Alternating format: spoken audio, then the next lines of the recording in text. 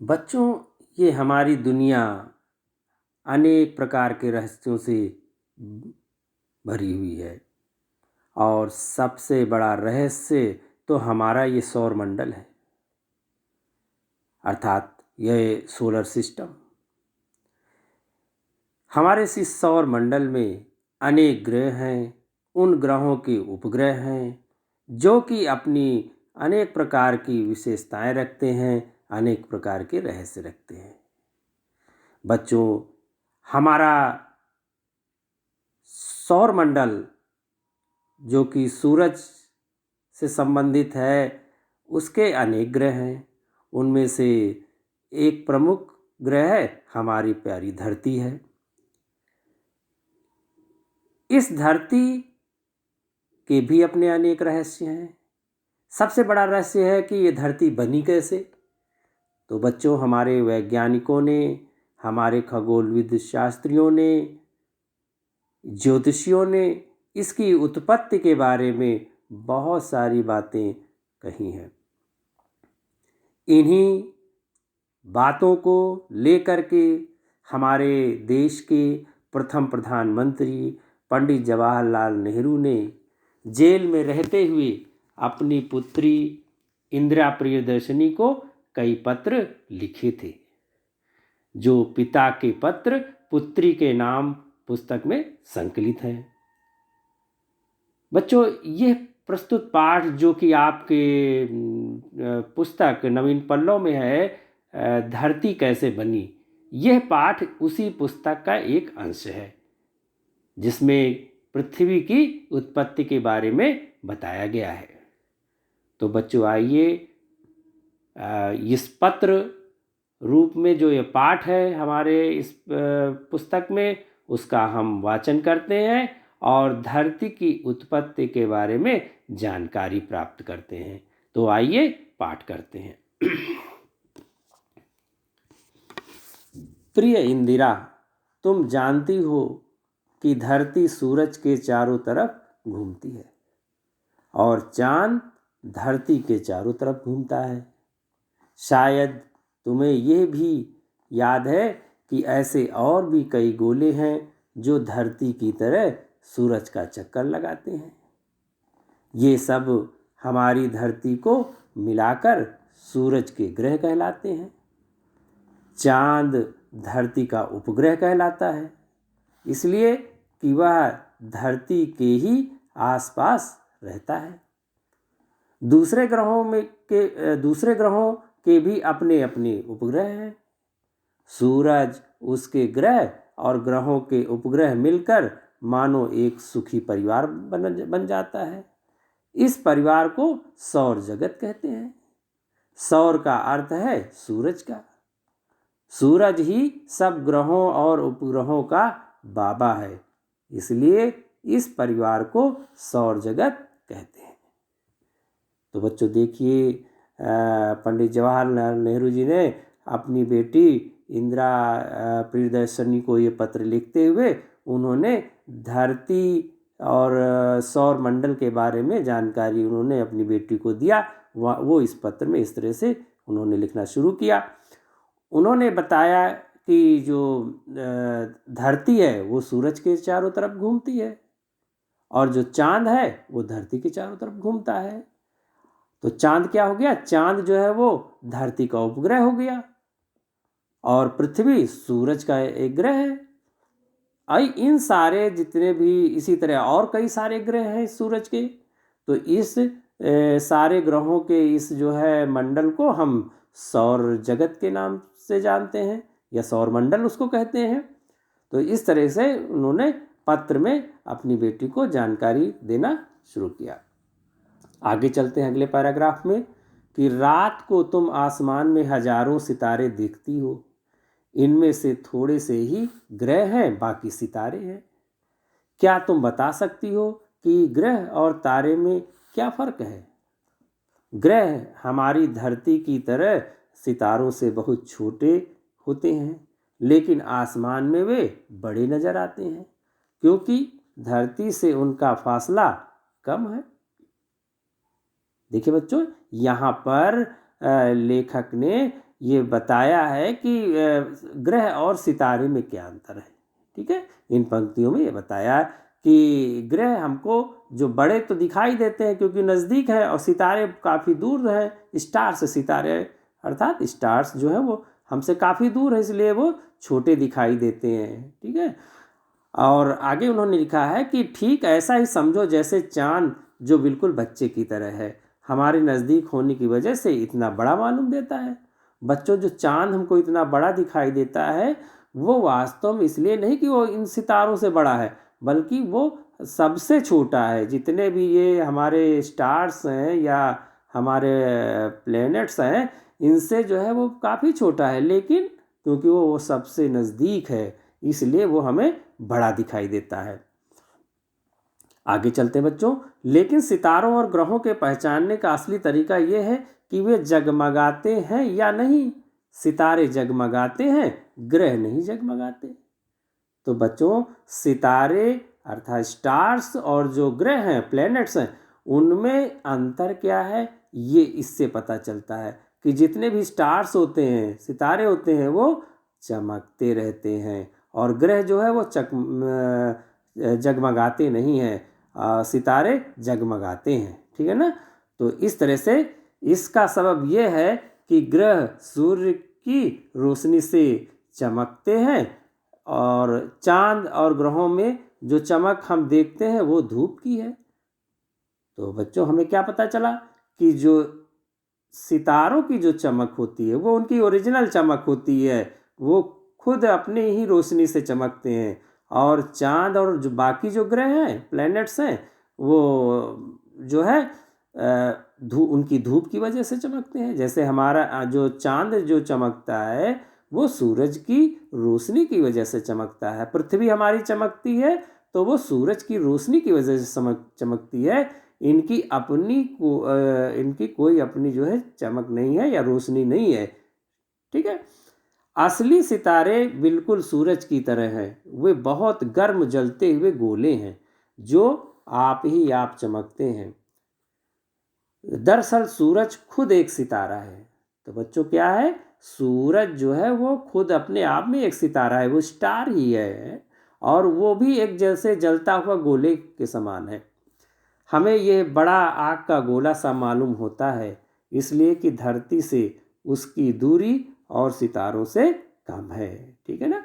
क्योंकि सूरज हमको क्यों इतना गर्म महसूस होता है? क्योंकि इस हमारे जो अंतरिक्ष में तो बहुत सारे स्टार्स हैं, बहुत सारे सितारे हैं, लेकिन जो सूरज है वो हमारे सबसे नज़दीक है, इसलिए हमको इसकी गर्मी भी महसूस होती है और उससे हमको रोशनी भी प्राप्त होती है। आगे चलते हैं अगले पैराग्राफ में। इससे अब तुम्हें मालूम हो गया कि हमारी धरती भी सूरज के परिवार में, सौर जगत में है ना। ये धरती जो हमारी है, हमारी जो पृथ्वी है, वो इसी सूरज के परिवार का एक हिस्सा है। हम समझते हैं कि धरती बहुत बड़ी है और हमारे जैसी छोटी सी चीज को देखते हुए वह है भी बहुत बड़ी। अगर किसी तेज गाड़ी या जहाज पर बैठो तो इसके एक हिस्से से दूसरे हिस्से तक जाने में हफ्तों और महीनों लग जाते हैं, लेकिन हमें चाहे ये कितनी ही बड़ी दिखाई दे, असल में यह धूल के एक कण की तरह हवा में लटकी हुई है। तो बच्चों देखिए, यहाँ पे पत्र में लेखक ने बताया कि जो ये जो पृथ्वी हमारी है, हमें, क्योंकि हम पृथ्वी पर रहते हैं तो हमको इतनी बहुत बड़ी लगती है, लेकिन अगर उसको पूरे अंतरिक्ष के नज़रिए से देखें तो हाँ, ये एक कण के समान है। सूरज के सामने इसकी स्थिति एक कण के समान है, इतनी छोटी है। तो सूरज धरती से करोड़ों मील दूर है और दूसरे सितारे इससे भी ज़्यादा दूर हैं। इस तरह करके आगे अगले पैराग्राफ में फिर लेखक बता रहे हैं कि ज्योतिषी या वे लोग जो सितारों के बारे में बहुत सी बातें जानते हैं हमें बतलाते हैं कि बहुत दिन पहले हमारी धरती और सारे ग्रह सूर्य ही में मिले हुए थे। ठीक है बच्चों, देखिए जो माना जाता है कि जो धरती है और जो बाकी ग्रह हैं इसके, वो सब कभी ना कभी पहले सूर्य का ही हिस्सा ही थे। धीरे धीरे करके वो सूर्य से अलग हुए और वो अलग ग्रह के रूप में जो उसके चारों तरफ चक्कर लगाते रहते हैं। आगे चलते हैं। आजकल की तरह उस समय भी सूरज जलती हुई धातु का निहायत गर्म गोला था। किसी वजह से सूरज के छोटे छोटे टुकड़े उससे टूटकर हवा में निकल पड़े, लेकिन वे अपने पिता सूर्य से बिल्कुल अलग ना हो सके। वे इस तरह सूर्य के इर्द गिर्द चक्कर लगाने लगे जैसे उनको किसी ने रस्सी से बांध रखा हो। तो बच्चों, जैसे ये सूर्य के तरह के चारों ओर हमारी पृथ्वी और साथ में और अन्य ग्रह हैं, वो इस तरह से चक्कर लगाते हैं जैसे लगता है कि सूरज ने उनको रस्सी से बांध रखा है और वो अपने चारों तरफ उन्हें घुमा रहा है, ऐसा लगता है, ऐसा महसूस होता है। ये विचित्र शक्ति जिसकी मैंने रस्सी से मिसाल दी है, एक ऐसी ताकत है जो छोटी चीज़ों को बड़ी चीज़ों की तरफ खींचती है।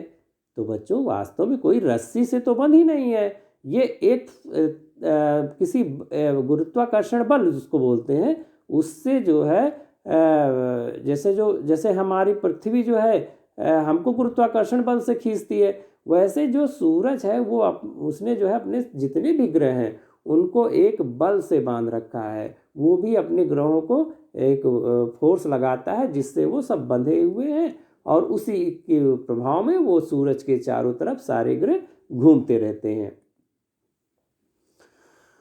तो बच्चों देखिए, आगे लिखा है कि ये वही ताकत है जो वजनदार चीज़ों को धरती पर गिरा देती है। हमारे पास धरती ही सबसे भारी चीज़ है, इसी से वह हर एक चीज़ को अपनी तरफ खींच लेती है।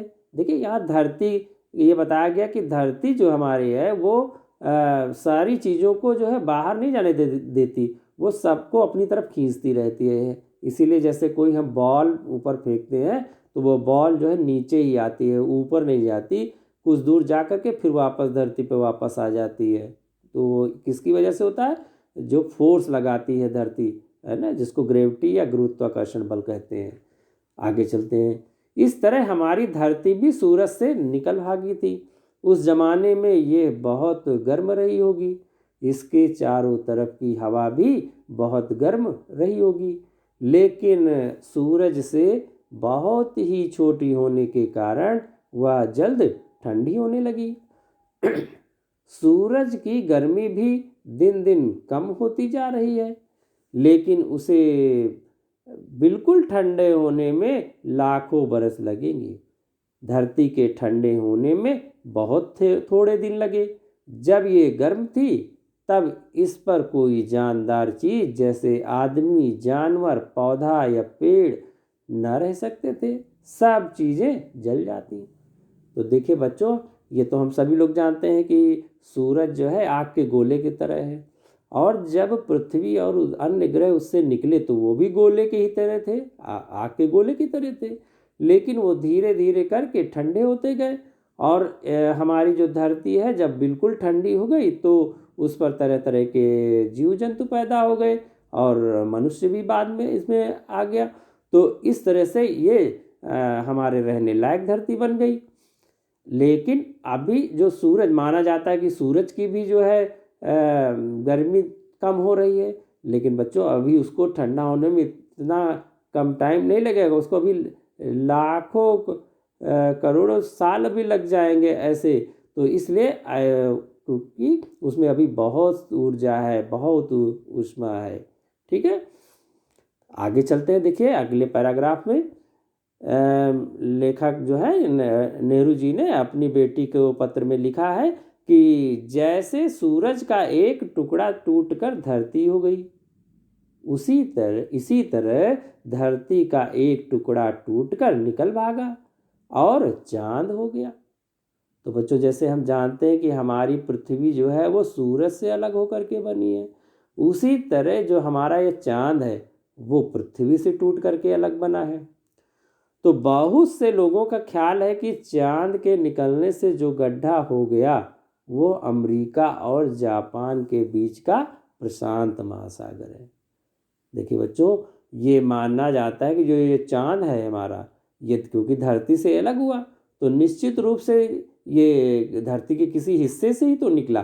तो ये माना जाता है कि जो हमारा प्रशांत महासागर है, पैसिफिक ओशियन है, उसी का जो वहाँ की जो धरती निकल करके बाहर चंद्रमा के रूप में गई, वही जो है चांद के रूप में बदल गया, है ना। और बाद में इतना बड़ा गड्ढा हो गया, इतना बड़ा हो गया कि उसमें पानी भर गया और ये प्रशांत महासागर बन गया। मगर धरती को ठंडे होने में भी बहुत दिन लग गए।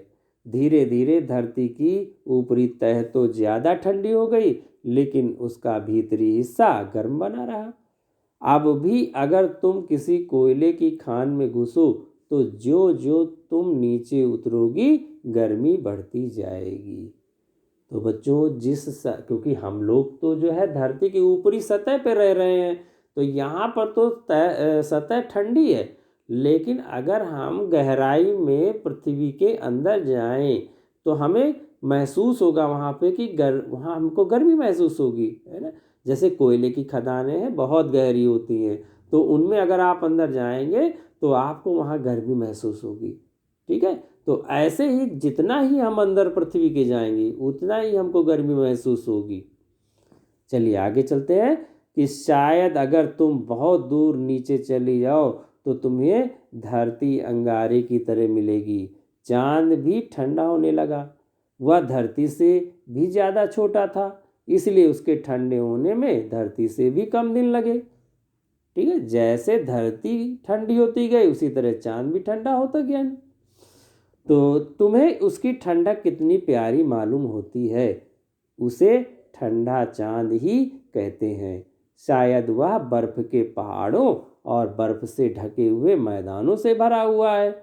जब धरती ठंडी हो गई तो हवा में जितनी भाप थी वो जमकर पानी बन गई और मेघ बनकर बरस पड़ी। तो देखिए बच्चों, इसमें लेखक ने बताया है कि चांद लगता है कि बर्फ के पहाड़ों से और बर्फ के मैदानों से भरा हुआ है। तो बच्चों, ये तो बहुत पहले, क्योंकि उन्होंने पत्र अपनी बेटी को लिखा था, तब हमें चांद के बारे में कुछ ज़्यादा मालूम भी नहीं था, उस समय खोज भी नहीं हुई थी। बाद में जब हमारे वैज्ञानिक लोगों ने खोजबीन की और वहाँ पर गए अंतरिक्ष यात्री, तो उन्होंने देखा कि वहाँ बर्फ़ भी नहीं है, वहाँ केवल सूखे मैदान हैं, ठीक है। तो ये चीज़ें हैं। आगे चलते हैं। उस ज़माने में बहुत पानी बरसा होगा। यह सब पानी धरती के बड़े बड़े गड्ढों में भर गया और इस तरह बड़े बड़े समुद्र और सागर बन गए। तो बच्चों देखिए, जब धरती ठंडी हुई तो बारिश यहाँ पे खूब हुई, और जो गड्ढे थे, गड्ढे का मतलब ये जो जहाँ पर हम देखते हैं कि महासागर हैं इतने बड़े बड़े, वो कभी जो है बहुत बड़े बड़े गड्ढे थे, और उनमें जब पानी भर गया तो ये महासागर हो गए या ओशियन बन गए। ज्यों ज्यों धरती ठंडी होती गई और समुद्र भी ठंडे होते गए, त्यों त्यों दोनों प्राणवान चीज़ों के रहने लायक होते गए। और बच्चों, जैसे जैसे हमारी ये धरती ठंडी होती गई, है ना, और समुद्र भी उसी प्रकार ठंडे होते गए, और उसी प्रकार से यहाँ पे तरह तरह के जीव पैदा हो गए, और ये धरती जो है तरह तरह के जीवों के रहने लायक बन गई। तो बच्चों, हमारी पृथ्वी की उत्पत्ति के बारे में नेहरू जी ने अपनी बेटी को जब पत्र लिखा इंदिरा प्रियदर्शिनी को, तो उन्होंने ये सारी बातें उन्होंने अपने इस पत्र में बताई कि धरती की उत्पत्ति कैसे हुई।